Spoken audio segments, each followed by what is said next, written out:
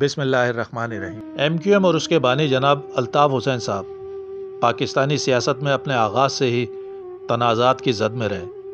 کبھی پرتشدد سیاست کے حوالے سے انہیں ہدف تنقید بنایا گیا تو کبھی لسانی سیاست کے حوالے سے ان پر الزامات عائد کیے گئے، اور یہاں تک کہ انہیں مبینہ طور پر ملک دشمنی کے سنگین الزامات کا بھی سامنا کرنا پڑا۔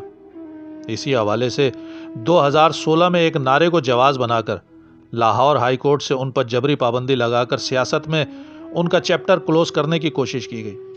ان پر لگائے الزامات کو سچ ثابت کرنے کے لیے طاقتور حلقوں نے ہمیشہ کنٹرولڈ میڈیا کا سہارا لیا۔ ویسے تو پاکستان کی تاریخ میں جناب الطاف حسین صاحب وہ پہلے سیاستدان نہیں ہیں کہ جن پر اس نوعیت کے الزامات لگائے گئے ہوں، بلکہ یہ کہا جائے کہ وہ آخری سیاسی رہنما ہیں جن پر اتنے سنگین نوعیت کے الزامات لگے ہیں تو بھیجا نہ ہوگا۔ پہلے والوں میں اور الطاف حسین صاحب میں فرق صرف یہ ہے کہ پہلے والوں کی قوم کو اس کی سزا نسل در نسل بھگتنی نہیں پڑی، جبکہ الطاف حسین صاحب اور ان کی قوم جو اردو بولتی تھی اس کی کردار کشی سے لے کر نسل کشی تک کی گئی۔ ان کی تہذیب اور کلچر کا مذاق اڑایا گیا۔ ان کے اجداد کی قربانیوں کو بھوکا ننگا کہہ کر تذلیل کی گئی۔ شاید وجہ الطاف حسین صاحب کا وہ نظریہ بھی ہے کہ جس کا سب سے بڑا بینیفیشری اگر اس ملک کا مڈل اور لوور مڈل کلاس طبقہ ہے تو سب سے بڑا لوزر بھی اس ملک کا وہ سرمایہ دار اور جاگیردار طبقہ ہے کہ جس کی 5 نسلیں 75 سال سے اس کرپٹ سسٹم سے استفادہ حاصل کر رہی ہیں۔ اور شاید ایک اور جرم جو ان تمام جرائم پر بھاری ہے وہ فرزند زمین نہ ہونا بھی ہے، کیونکہ جب میڈیا پر الطاف حسین صاحب کی تصحیح کی گئی، ان کے کارکنان کے ماورائے عدالت قتل کا تذکرہ ہوا یا مہاجروں کو لولا لنگڑا کہہ کر پکارا گیا تو پورے پاکستان نے واہ واہ کی، جبکہ دیگر جماعتوں کے سربراہوں پر ان الزامات کے باوجود ان کے ووٹر سپورٹر کے ساتھ میڈیا ہی نہیں، ادارے اور ہر سیاسی جماعت، یہاں تک کہ اب تو عدالتیں بھی ان کے ترجمان اور وکیل بن جاتے ہیں۔ اس مختصر تاریخ کے بیان کرنے کا مقصد صرف اور صرف یہ موازنہ کرنا ہے کہ الطاف حسین صاحب اور دیگر سربراہوں پر لگنے والے الزامات کی حقیقت اور نوعیت میں واضح فرق ہونے کے باوجود متعصبانہ اور نفرت انگیز رویہ الطاف حسین صاحب اور مہاجر قوم کے ساتھ ہی کیوں؟ اب ذرا الطاف حسین صاحب پر لگنے والے الزامات کا موازنہ باقی سیاستدانوں سے کرتے ہیں۔ سب سے پہلے لسانیت کا لگنے والا الزام اور اس کی حقیقت۔ پاکستان اور خصوصاً کراچی میں لسانی سیاست کا آغاز جناب الطاف حسین صاحب نے غالباً سب سے آخر میں کیا، جب ہر جگہ زبان، لسان اور قومیتوں کی بنیاد پر فیصلے کیے جانے لگے۔ داخلوں اور روزگار میں کوٹے کو بنیاد بنا کر نفرتوں اور تعصبات کو ہوا دی گئی، تب الطاف حسین صاحب نے اپنی قوم کو لفظ مہاجر کی پہچان دی۔ اور ویسے دیکھا جائے تو نفرت اور تعصب کا یہ سلسلہ تو 1947 سے ہی شروع ہو گیا تھا، جب اس وقت کے سندھ کے متعصب وزیر اعلیٰ ایوب کھوڑوں نے سرحد پار سے آنے والے مہاجرین کے قافلوں کو کراچی کینٹ اسٹیشن پر اترنے سے بزور طاقت روک دیا تھا۔ یہ نفرت، تعصب اور لسانیت کا نقطہ آغاز تھا۔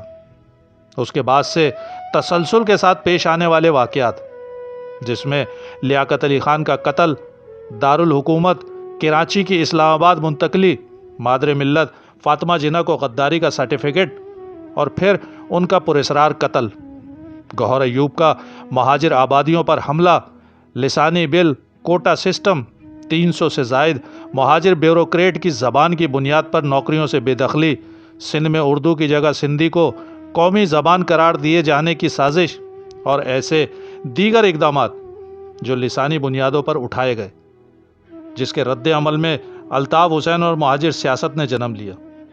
تو قصوروار کون ہوا، فیصلہ خود کر لے۔ الطاف حسین صاحب پر لگایا جانے والا دوسرا الزام کہ انہوں نے پرتشدد سیاست کا آغاز کیا، یہ الزام بھی باقی الزاموں کی طرح اپنے جرائم کو چھپانے کے مترادف ہے۔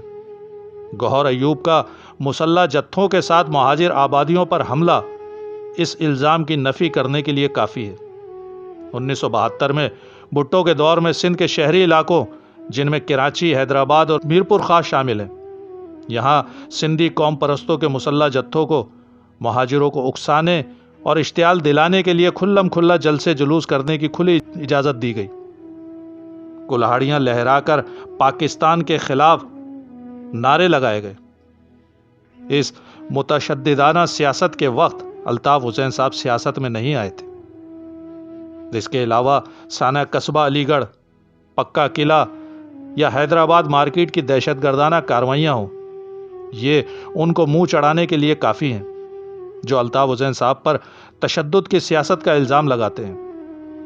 اور رہی بات عقوبت خانوں کی، تو پاکستان کے کرپٹ پولیٹیکل سسٹم اور جاگیردارانہ نظام میں نجی جیلوں کا تصور بہت عام ہے۔ پاکستان کے چاروں صوبوں میں وڈیرے جاگیردار چودھری اور خوانین غریب ہاریوں، کسانوں اور مزدوروں کی بہن بیٹیوں کی عزتوں کو گروی رکھنے کے ساتھ ساتھ ان کی زمینوں پر قبضے کر کے نہ صرف ان سے بگاڑ لیتے ہیں، بلکہ اگر کوئی سوال کر لے تو اسے زنجیروں میں جکڑ کر اپنی نجی جیلوں میں مرنے کے لیے ڈال دیتے ہیں۔ یہ تمام عقوبت خانے نہ سرحد پار ہیں، نہ آنکھوں سے اوجھل ہیں، بلکہ ان نجی جیلوں پر BBC ڈاکومنٹری بھی بنا چکا ہے۔ اور ایسا ہی کچھ حال پاکستان کے اکثر مدارس میں بھی ہوتا ہے، جہاں چھوٹے چھوٹے معصوم بچوں کو جنسی اور جسمانی تشدد کر کے زنجیروں میں باندھ دیا جاتا ہے۔ اس کو بھی BBC رپورٹ کر چکا ہے۔ سرکاری سرپرستی میں چلنے والی ان نجی جیلوں اور عقوبت خانوں کے بعد MQM کے عقوبت خانوں کی حقیقت کو سمجھنے کے لیے کسی راکٹ سائنس کی ضرورت نہیں ہے۔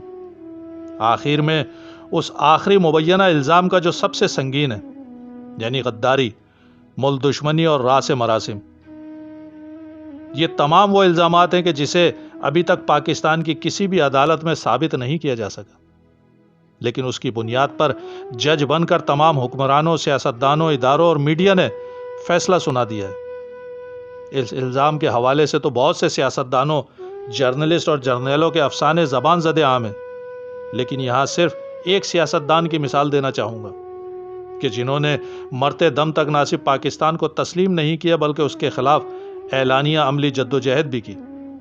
جی ناظرین، میں ذکر کر رہا ہوں GM سید صاحب کا، کہ جنہوں نے سندھو دیش کے حق میں مسلح جلسے، جلوس اور ریلیاں نکالی۔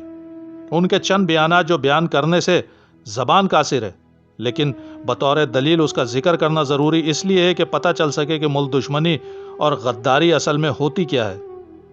محترم جناب GM سید صاحب نے اپنے ایک انٹرویو میں کہا کہ پاکستان سے نجات کے لیے ہمیں روس اور بھارت سے مدد لینی ہوگی۔ سندھو دیش بھارت سے الحاق کی تحریک ہے۔ پاکستان سامراجی طاقتوں کے اڈے کے طور پر کام کرتا ہے۔ پاکستان کی حمایت میں قرارداد منظور کرنا زندگی کی سب سے بڑی غلطی تھی، اور یہاں تک کہ علامہ اقبال کے لیے جو زبان استعمال کی وہ انتہائی تضحیک آمیز تھی۔ کہا کہ علامہ اقبال مفکر اسلام نہیں، مفکر نفرت تھے، اور شاعر مشرق نہیں، شاعر عشرت تھے۔ یہ چند بیانات بطور حجت آپ کے سامنے پیش اس لیے کیے ہیں کہ تاکہ عام آدمی کو فیصلہ کرنے میں آسانی ہو۔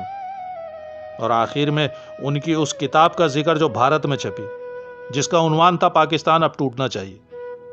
یہ مشرقی پاکستان کی علیحدگی کے بعد لکھی گئی کتاب تھی۔ اس کا پبلشر لجپت رائے تھا، جو کہ ہندو تھا، جس نے کتاب کے متن میں لکھا کہ شری GM سید کی یہ کتاب چھپواتے ہوئے ہمیں خوشی محسوس ہو رہی ہے کہ ہمارا دیش ہم سے دور تو ہے، لیکن ہمارے روحانی رشتے سندھو ماں سے اور سندھیوں سے آبائی محبت کے استوار ہیں، اور اس نے روحانی طور پر ہمیں ایک دوسرے کے نزدیک کر رکھا ہے۔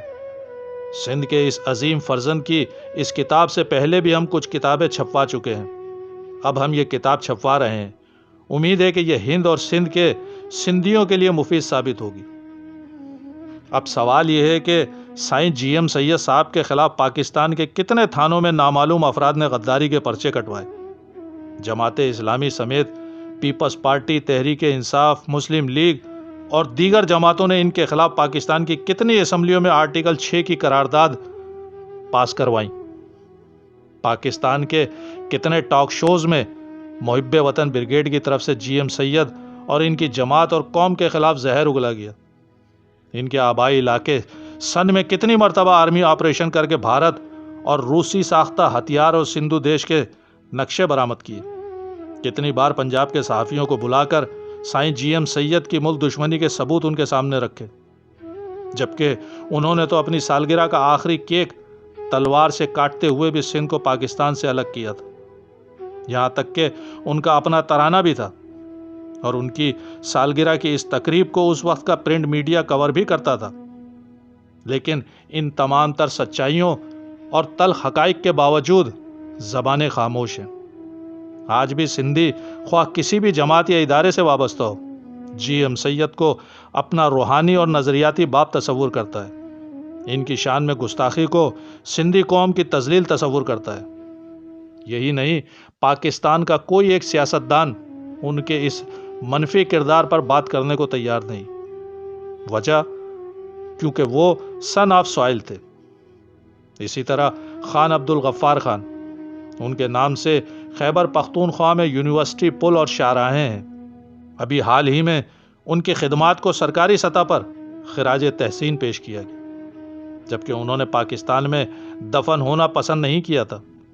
سائیں جی ایم سید اپنی یادداشت میں لکھتے ہیں کہ خان عبد الغفار خان جب پاکستان توڑ دو کے حق میں ہاتھ اٹھوا رہے تھے تو اس میں نے یعنی جی ایم سید نے اور رئیس بھرگڑی نے اور ممتاز بھٹو نے ہاتھ اٹھائے، جبکہ میر علی احمد تالپور اس وجہ سے ہاتھ اٹھانے سے منع کر دیا کہ میں نے ابھی کچھ وقت پہلے ہی وزارت چھوڑی ہے، لوگ کیا کہیں گے۔